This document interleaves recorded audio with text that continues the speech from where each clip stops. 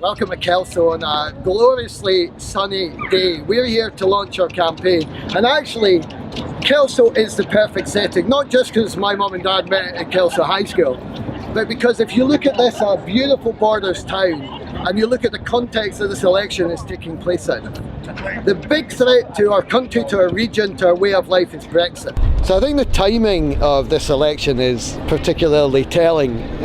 We're being given a false prospectus. We're being told that we need, or the Prime Minister needs a greater mandate. She needs a bigger majority to get a better deal.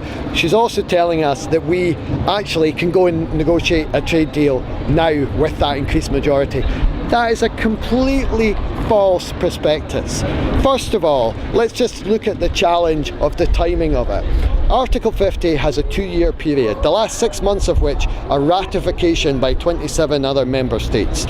You do not turn an egg timer off, start a process with a defined end date, and then go off and have an election for a couple of months. It highlights how deeply cynical this is. It's politically motivated, it's for the party, in no way is it for the country. The other area that we see now is the false prospectus around we're going to get a trade deal, and it's going to be a trade deal because they need access to our markets. What's going to happen first? And actually there's no ambiguity here, and the EU lawyers and everybody that understands this will explain it, that actually the first thing we need to go and do is agree that exit process, and a critical part of that is the balance of payments on monies owed and monies due. Because we are signed up to a range of schemes that we cannot just walk away from. So this idea that no, we're not going to give them any money and let's crack on talking about a trade deal, it's not based in anything other than trying to give a false picture to the British people as they go to the polls. One of the other things I think that hasn't come across yet is quite how this is going to work as we leave the EU. There's far too much assertion that everything's going to be great, they're desperate to get into our market, and actually we're going to get a trade deal quickly and that will kick in 2 years' time. We all know that's not realistic. We need to agree the way in which we leave, we need to agree any money that's due, and then we're going to need to agree a framework, principles that manage a transition.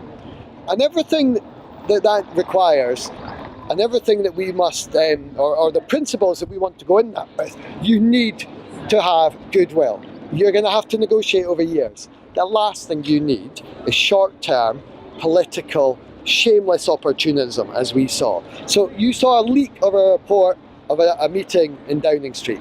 The Prime Minister's first reaction was the right one, laughed it off as tittle-tattle. Then they went away and thought, actually we can get political capital out of this. So the next day came out and accused the very leaders we're going to have to go and negotiate with of interfering in our election. The kind of language that is deeply damaging to trust and relationships that are going to be the foundation for any future deal. It shows the nature of this Conservative government, and again highlights why we need opposition to keep them honest and keep them on a track that isn't going to destroy our economy. Now, the other thing I would want to address is this idea that no deal is better than a bad deal. I quite simply do not see a justification for that statement. No deal is the worst possible deal. If we walk away, abandon any obligations we have, never mind the repercussions of that in global financial markets and other trade deals we might want to do, but our access to that market, which is so important to us, on our doorstep, we are going to have to suddenly face massive tariffs and an organisation that does not want to play ball with us. If we don't get the right approach to this in terms of positivity, collaboration and accommodation, which actually are the fundamental principles that I've witnessed whenever I've gone to Brussels, and in sharp contrast to the diktat mentality from London to Edinburgh whenever it comes to within the UK, then we're going to head to a very bad place. And the repercussions will be felt on the streets and in the pockets of people in areas like the borders. So we must make sure that we keep the debate open, honest, acknowledge the detail, and ensure we get the best possible deal, which is what the SNP will argue for all the way through.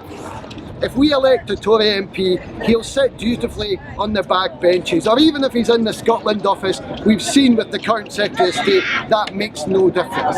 We need someone that will be on the front benches, opposite the government, holding them to account and challenging them on the really important issues. Don't wake up after the election in June to find that we've got a Tory MP and you've lost your voice. Vote for me and I'll always put the borders first.